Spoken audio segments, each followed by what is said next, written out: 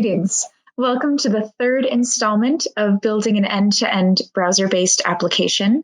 I'm Liz Wilson, Education Specialist and Digital Producer at Synergex, and at this point, you're probably familiar with the React and Redux stylings of our presenter, Johnson Luong, who's one of our software engineers and the brains behind xfBBQ. Jeff Green is also here with us this morning, and he'll be available during the Q&A portion in case anyone has questions regarding Harmony Core. So before I turn things over to Johnson, just a couple of items regarding today's webinar. The session is being recorded and will be live on our YouTube channel by tomorrow. So I'm going to go ahead and paste a link to the channel here in the chat box so that you can subscribe and receive an alert as soon as a new video is up. We will also be answering your questions at the end, but you can always use the questions or chat panel to post a question at any point during the session. And then during the Q&A portion at the end, we will also give you the ability to unmute yourself so that you can ask your question out loud. So that's it for me. Johnson, whenever you're ready, take it away. Hello, welcome to part 3 of 4 of this xfBBQ series. Let's get started. So today we are going to cover what happened previously on xfBBQ. Figure out what is wrong with the user registration form. We need to add CAPTCHA to it. I'm going to add some batch processing and some custom controllers for our tables, the favorites, orders, the barbecue, and the users. So first, let me recap what happened last time. We got all the way done with making all of our tables, and then I got the user registration form working. And then we got Redux working as well with our store. See the state here, I'm logged in. We are also persisted, which means if I refresh it, then I will still be logged in.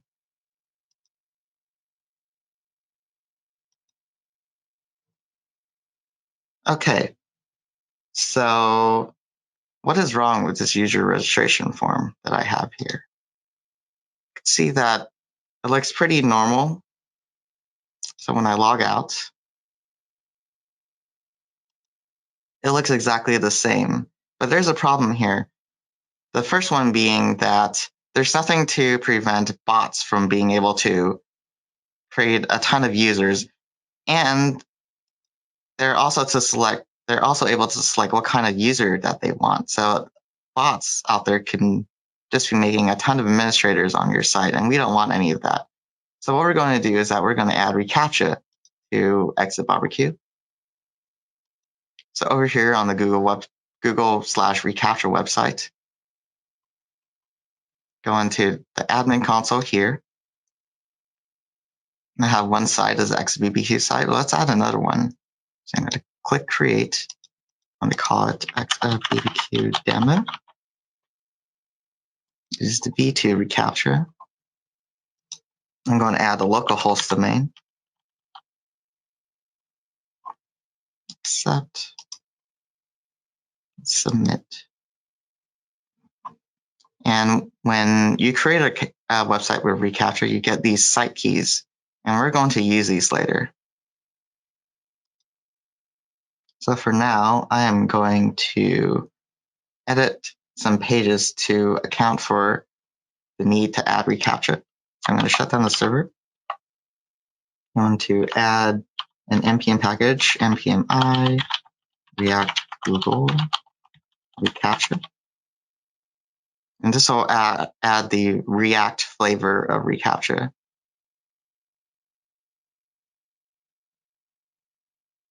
I'm going to have to modify our user registration form now.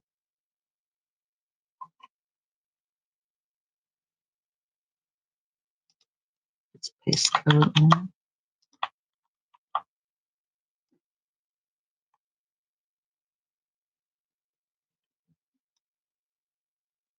So what I have done here is that I have added the reCAPTCHA, and in there, it's very simple because everything is done through React. Here you can note that we need to add the site key, so I'm going to go ahead and do that.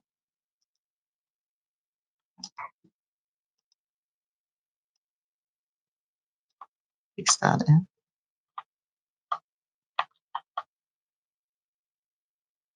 And then, as well as having the reCAPTCHA there, I also need to double check that the checkbox is being checked. So there is an onChange handler here. So anytime the reCAPTCHA checkbox is checked, it calls onChange and I set the capture value. And essentially, if the capture value is set to anything, the button is no longer disabled. So let's see that working. npm start.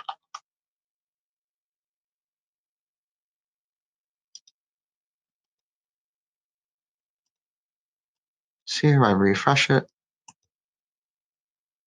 You can see that we now have a reCAPTCHA box here. I'm going to make a user.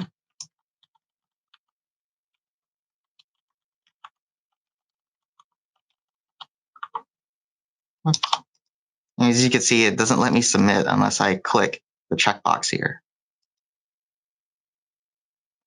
See, now I can submit now. Let's add a new user. However, there's still a problem with this. Even though we have added the CAPTCHA support to the front end to prevent bots, there's still nothing preventing you from doing it in the back end as well. So go over here to our post users. It's still called create barbecue. If I make a new user called Jim, I can still do that on the back end. And if you could do it from here, you could do it from anywhere potentially. So I could still make a ton of users. And then as you can see, just made a bunch of fake users here. So we also have to prevent bots from being able to create accounts from the backend as well. I'm going ahead and stop the Harmony Core server, and we're going to modify some things for that as well. So inside services stack controllers,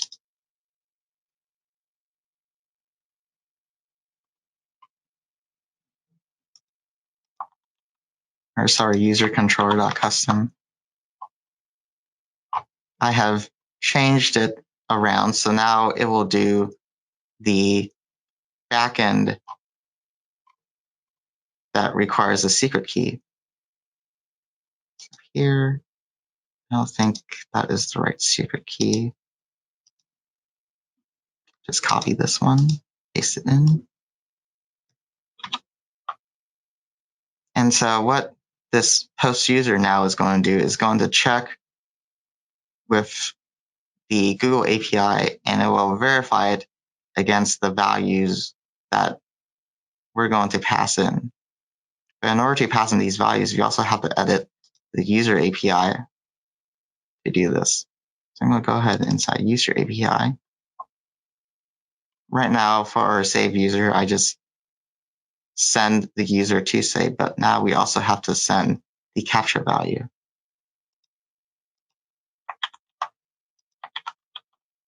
So now inside our save user, I send the X response of the capture value, and the capture value is to be passed in here.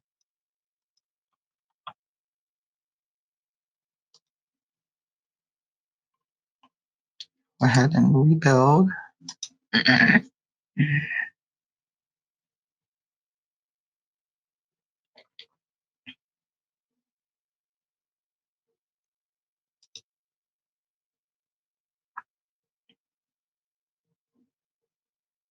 So now that that is going on, if I go back inside Postman and I try to create more users,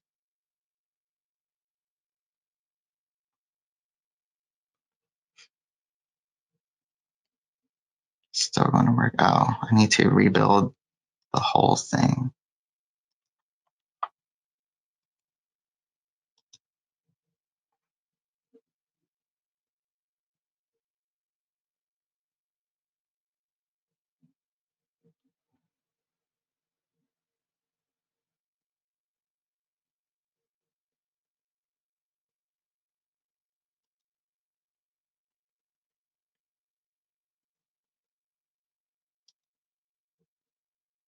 Again.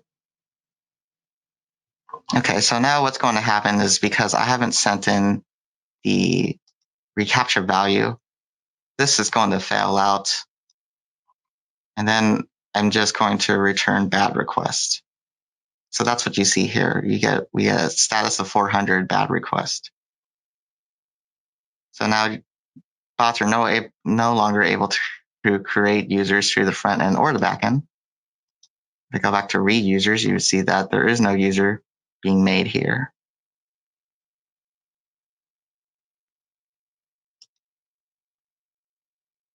Okay, now let's try it on the front end as well.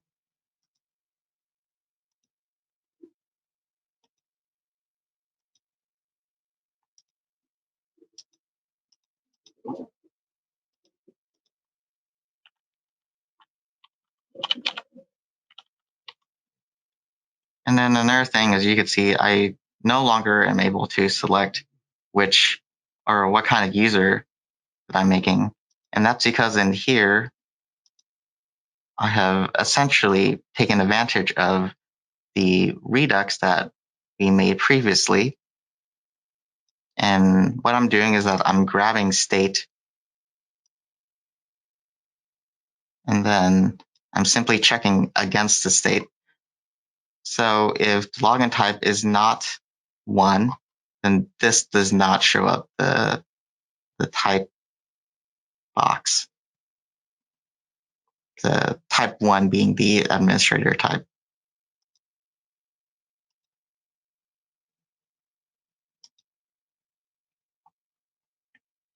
See, I'm able to make a user just fine now if I double check in Postman.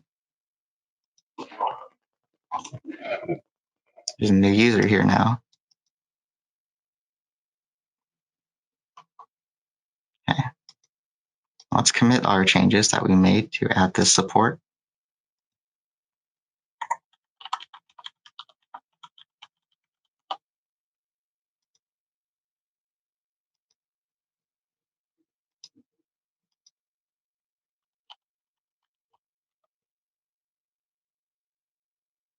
Okay, pushed it. And just in case you guys may need a refresher, all this code is being committed publicly and can be accessed here on github.com/theplasmastorm/xfBBQ. If you guys want to check it out, or if you want to check out the actual xfBBQ, that'll be at github.com/synergex/xfBBQ here.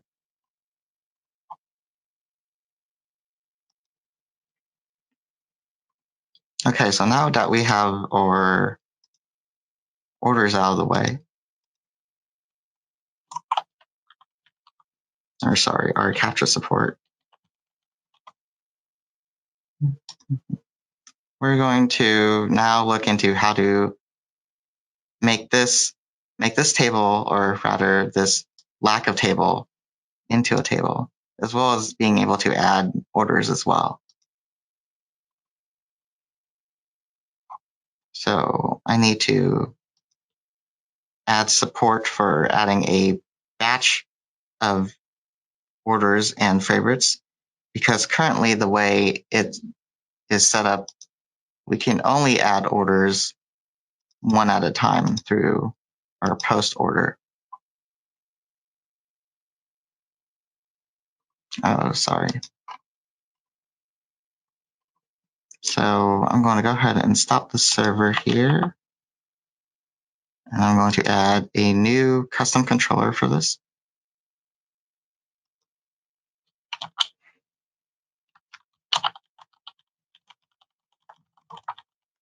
Orders controller.custom. And inside here, I have added a post orders. And what that's going to do is that it's going to take in a lot of orders, and it's going to post them all at the same time rather than one at a time.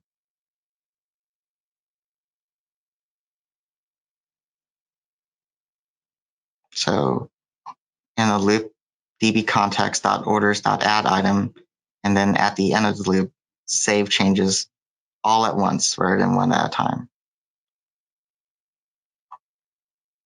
As well as this, I need to add to my EdmBuilder because it doesn't know that there is a post orders route. So I'm going to add a new file called EdmBuilder.custom.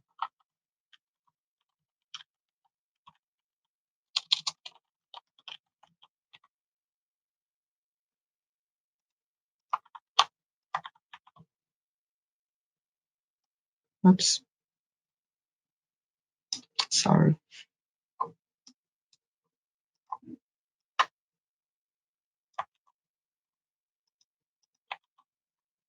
So inside here, I have added the data needed in order to add the post users to the EDM model.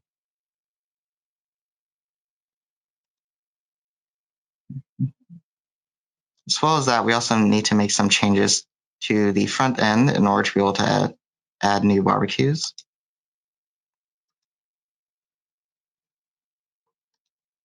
So in here, I'm going to add a couple of new files.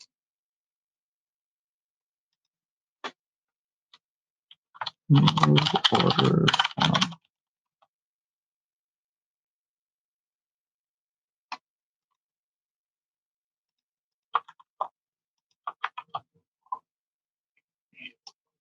So inside here is essentially just a bunch of code that will add the order form. Most of it is the JSX code that would just have the form in there.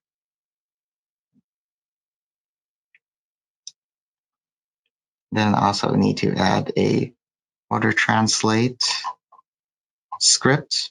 Just a little helper script. So in here, I'm going to add a new folder called scripts.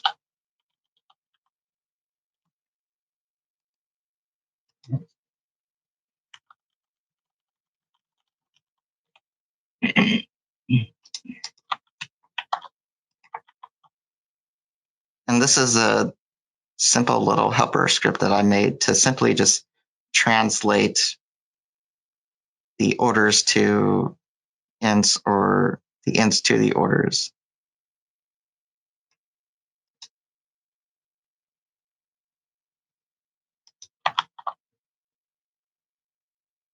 And then as well as that, every time we add a new page, we also have to edit the app.jsx and the header.jsx.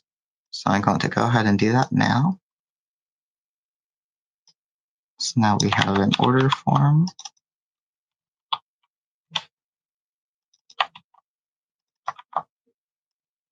I'm going to add it to every route that can make a new order. Or sorry, every switch that can make a new order.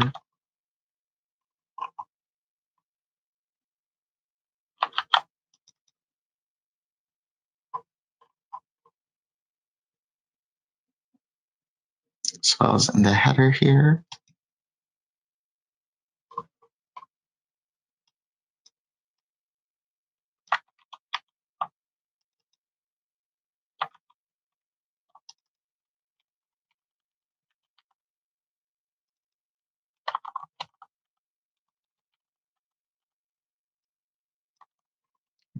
Copy that. Going to save, delete, use favorites.api. Then we also have to add I need to edit the favorites API because inside the new order form, I have added support for being able to read in favorites that a user may have. So I need to edit the favorites API for that as well.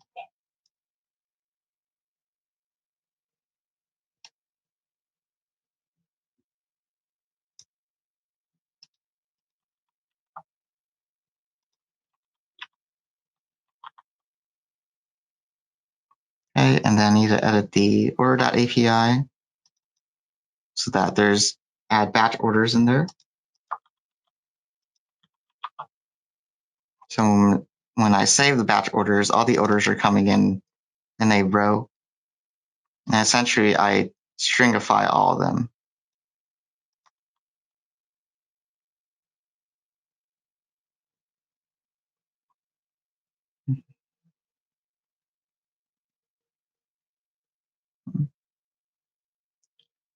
We also have to add in more support to be able to support the favorites. So I'm going to go ahead and add another custom controller for our favorites here.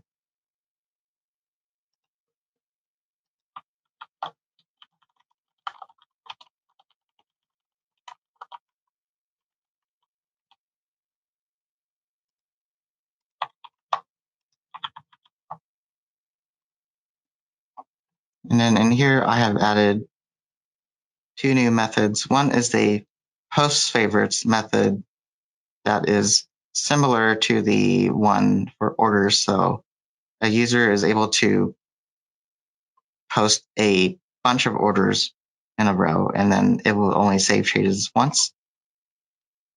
And then I've also added a delete favorites by user ID. And what that is going to do is when a user is deleted, all their favorites will be deleted with them. So that's what this is going to do. It's going to find all their users, or rather, it's going to find a user ID, and then it's going to it's going to look for all their favorites, and it's going to remove all of them.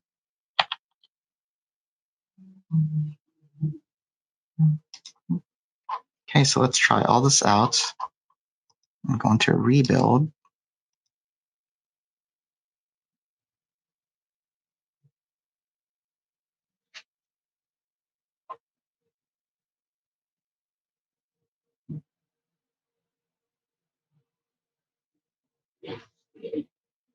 Start debugging.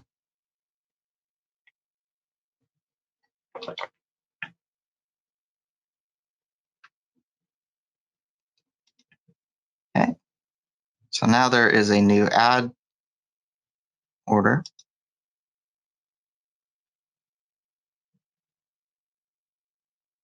And then inside here, this is what the new order form looks like. I just added a bunch of debug code inside here so you can see what's going on. So for example, if I add a turkey burger and I make it cheesy, see that this has changed. And this JSON is essentially what is going to be submitted to the server. And then I've also added a button here to save your favorites. So if I click it, we're going to get an error.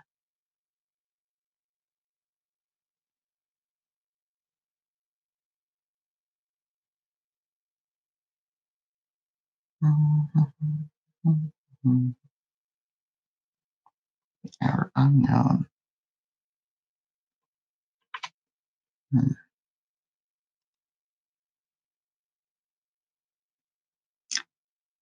Connection refused. 400.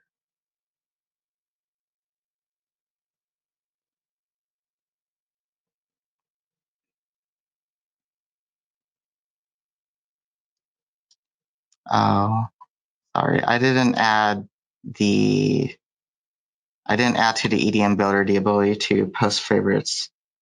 So I forgot. So let me go ahead and add that in really quick.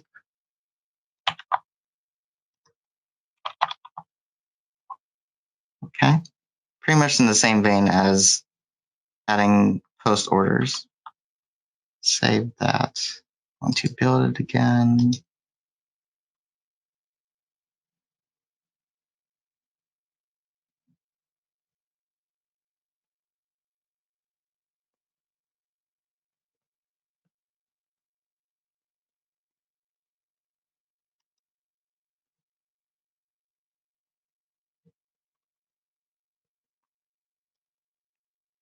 Okay, so let me try one more time. Refresh. A new order. Going to click the heart. And now my favorites are being saved here. So if I go back and I refresh this, my favorite will now be automatically propagated for me. And you could double check that by checking the favorites table here, although it is a little bit hard to see in its current state. It added a meat 2, cheese 1, which translates to a cheesy turkey burger. So add a new order, and let's add a hot dog as well. I'm going to submit my order, and it will batch this up. And now I have added a turkey burger and a hot dog.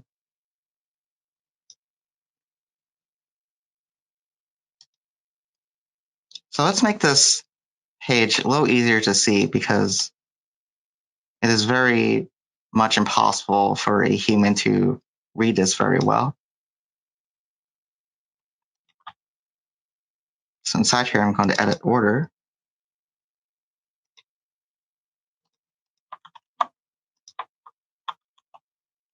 And now all the data that's coming in is going to be turned into a table, which is essentially what all this code is for.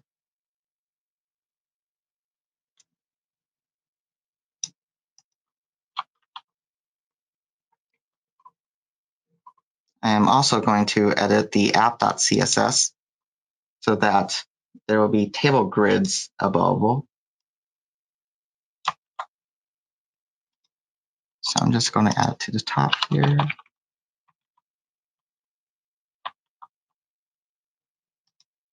So now there's a table that is easy to view. So this is the 7th order made for the 4th barbecue today. And I have added a turkey burger and a hot dog. I've also added another column here for actions, so I could delete these orders just fine now. And they will all be batched up and deleted all at once. You may notice that all the other orders are missing from here as well, and that's because they are being filtered out. Again, I am taking advantage of the fact that we have Redux now.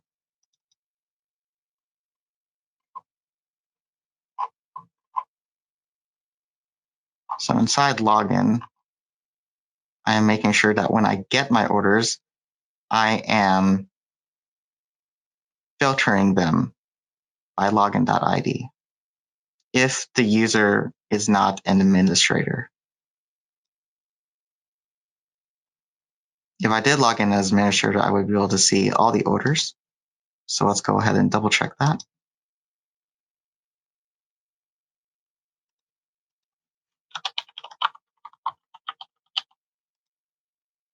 Submit and check my orders. And now because Jill is an administrator, she is able to see orders from everyone instead of just one person.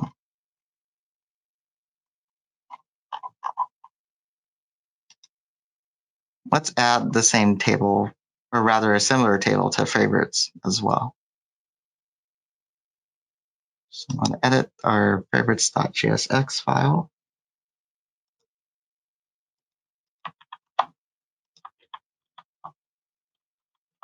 Save. And then these are Jill's favorites right here. Add a new order. They will automatically be propagated like such. I can also delete them. And they will all delete all at once. And then if I go back to my new order, you would see that nothing is propagated anymore because there are no favorites.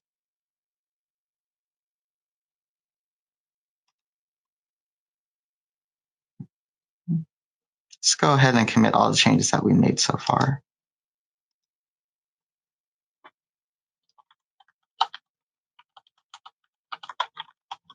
Added order form and tables for orders and favorites.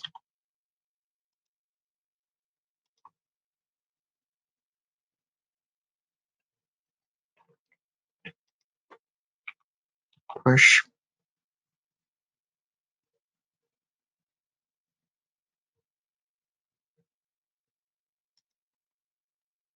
Okay, so what I'm going to do next is essentially add the tables for the barbecue and the users now. So I'm going to start with the barbecue table. For that, I need to modify some files. So inside the barbecue API, I need to add in some more methods, or rather functions. So now I have added the other parts of CRUD, create, read, update, delete. So now there's a delete barbecue and a save barbecue.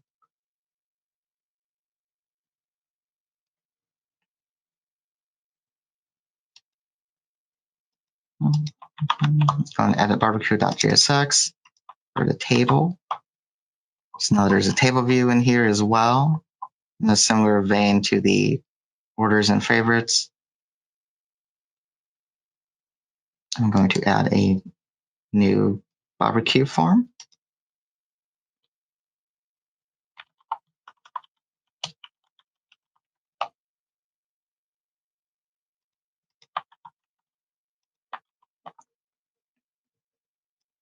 So similar to the new order form, there's a new barbecue form. It works in a similar way, and I'll show you what that is.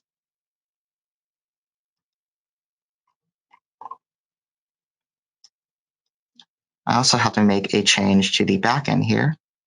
So I'm going to stop the server, and I'm going to add a new controller for the barbecues.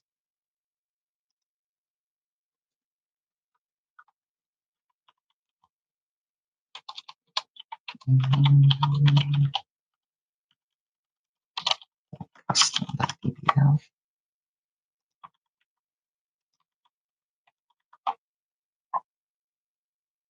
And then what I'm essentially doing here is whenever a barbecue is deleted, I also want to find all the orders relating to that barbecue and delete those as well. So in here, I'm going to find all the all the orders that are relating to that barbecue, and then I'm going to delete them all and then save changes all at once. So go ahead and rebuild the solution.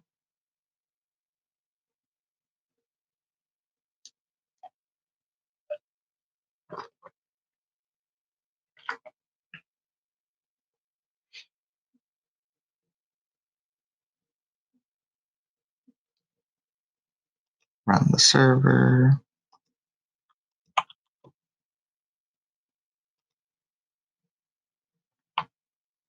And then now all the barbecues are in a table.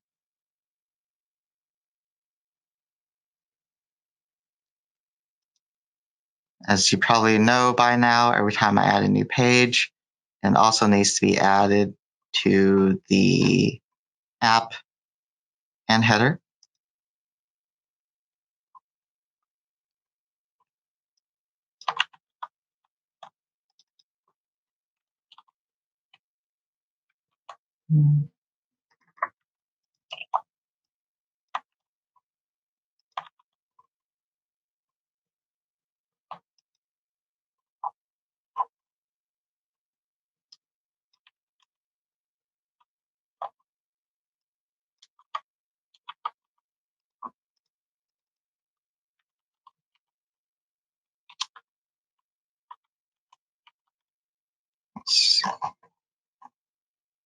Okay. Barbecue.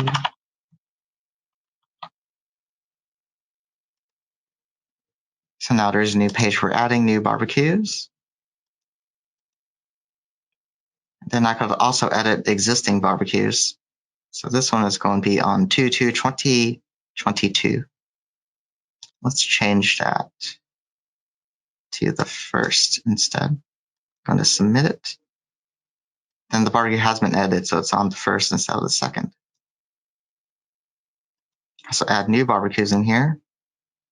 For example, let's make the next one on January 1st, New Year barbecue. And that's been added here as well. I'm going to go ahead and commit all these changes. Add a creation, update, and deletion of barbecues.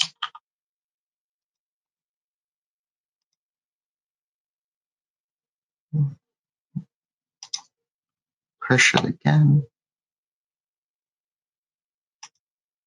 And now let's add almost the same thing for our users as well.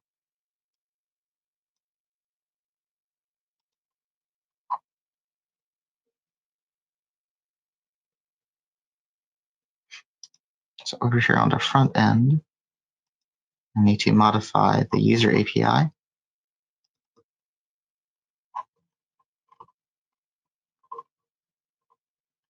Oh, sorry, I did already when I pasted the code in earlier. So inside here, there's the ability to get users and delete users.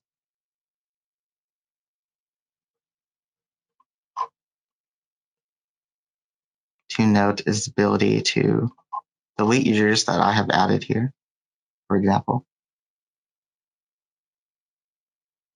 I'm going to modify the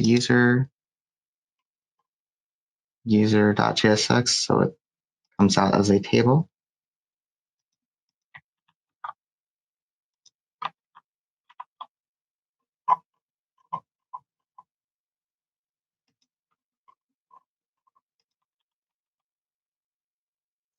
And inside the backend,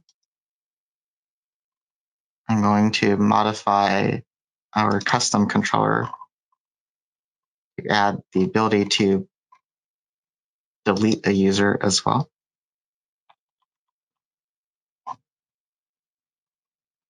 So what's going to happen inside here is when a user is deleted, I want to make sure that I delete all their favorites and all their orders. And that's essentially what is going on inside here.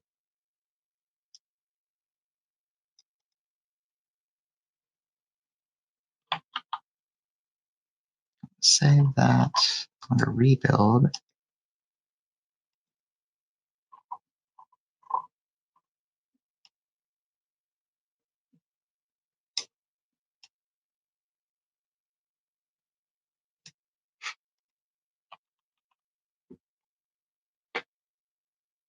Start debugging.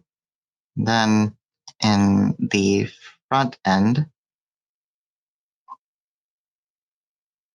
inside our user registration form, I'm going to pass in props that are coming from the user table. So here I've added the ability to edit users. In order to edit users, I need to pass state to the new user form. So I'm going to paste in code in here. So now when I pass in props, I gain state back, and from state, I'll be able to propagate these values. What is this guy doing here? Let's move you.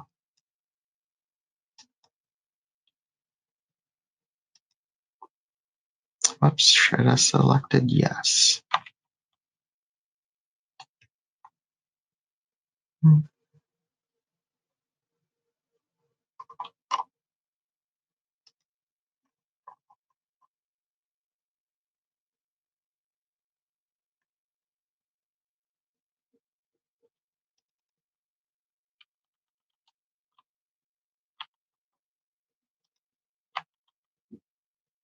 Okay. So now I have this lovely looking table here with the ability to edit users. So for example, if I edit Bobbert here, I could change his type. Let's change him from a host to an attendee.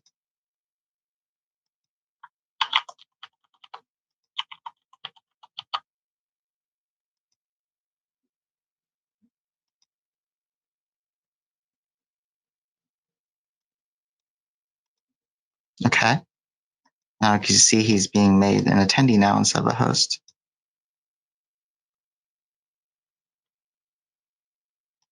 Okay, and I'm going to commit all these changes here.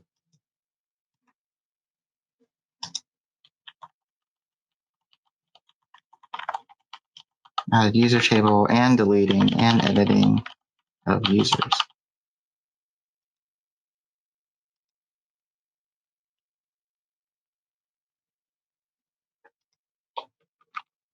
I'm going to push all these changes.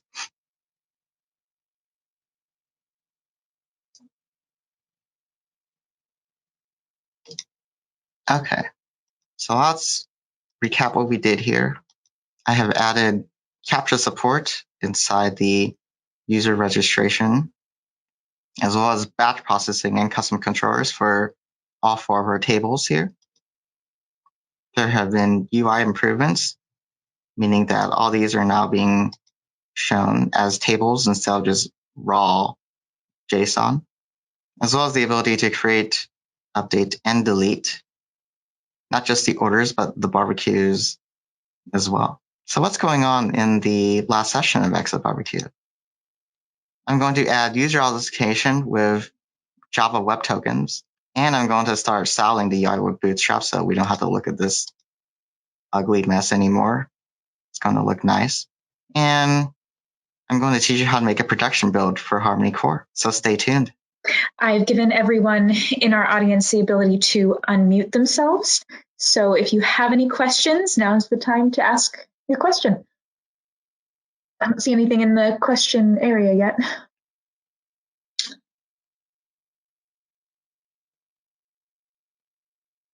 Hi, this is Sushilia.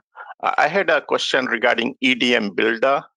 I mean, you modified that and put in for favorites. What purpose it serves in the code and what is it? Can you explain on it? So what this is essentially going to do is add in the routes for post orders and post favorites. If the EDM builder wasn't here, then it wouldn't know that I have custom routes that exist here.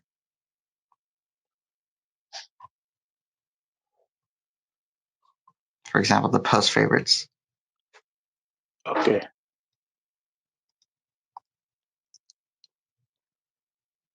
And we have a question from Noreen.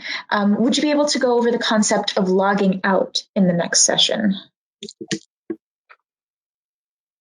Sorry, would you repeat that? Logging out?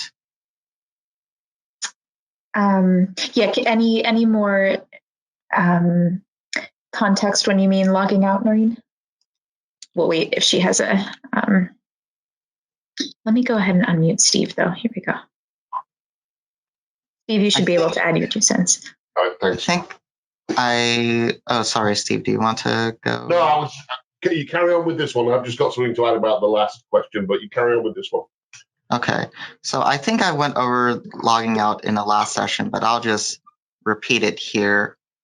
In user logout, what I'm essentially going to do is dispatch logout user, and this is essentially a Redux hook. So when I log out the user, what is going to happen is essentially I'm going to return a blank back into the Redux store. So right now, login is being saved. And then when I log out, Redux is going to change the state so that when I do my logout, there is no longer a user saved in the login state. Does that answer your question? I'm not seeing any additional notes in the question pane.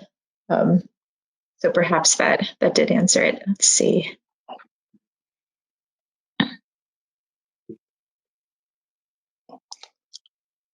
Anybody else? Just thought I had a comment about Sushil's question. Hey Johnson, can you flip back to Visual Studio and show us the EDM Builder, not your custom version, but the main EDM Builder class? So Sushil, to answer your question, the whole Harmony Core environment operates on using the entity framework, which is a sort of middle layer where we're doing all the data access, and the entity framework revolves around something called an entity data model. And an entity data pause model, there, Steve. Sorry, go on. EDM is OData. DB context is EF. Why don't you go ahead and explain what the EDM builder is actually creating, Jeff? You can do a better job of it than I can. Sure.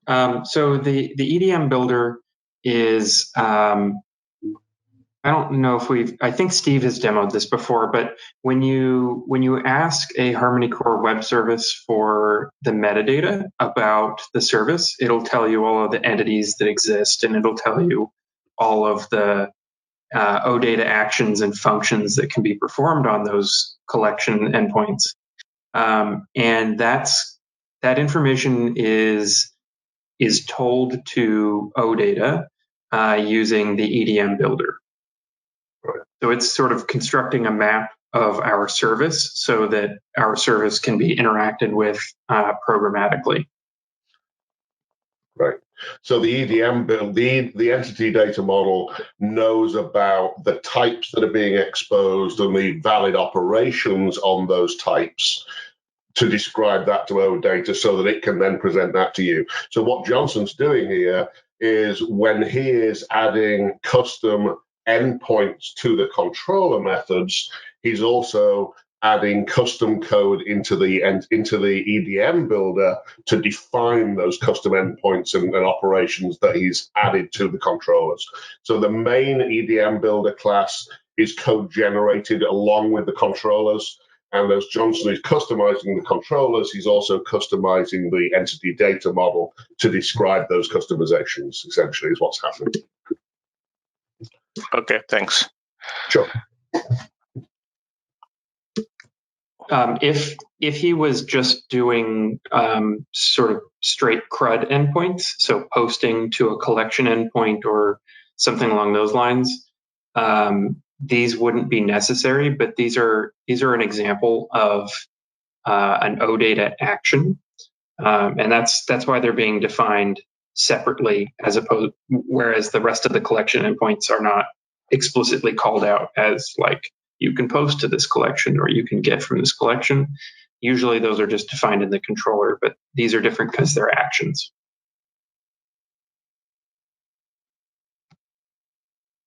Okay, thanks. Any more questions? Nothing new in the question pane so far.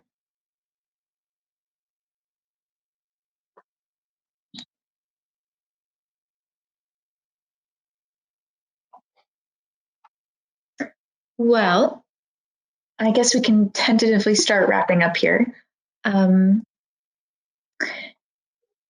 So thank you to everyone for joining us today. Our final session of building an end-to-end browser-based application is scheduled for next week. That's July 8th at 9 a.m. Pacific. So be sure to sign up for that if you're not already. So again, I'm going to go ahead and post the link to that webinar in the chat box. And before you exit the webinar, you'll be asked to fill out a survey. As always, the survey is not mandatory, but we do appreciate your feedback. So if I don't have any more questions, which it looks like we don't, I guess we'll call it a day, and hopefully we will see you all next time.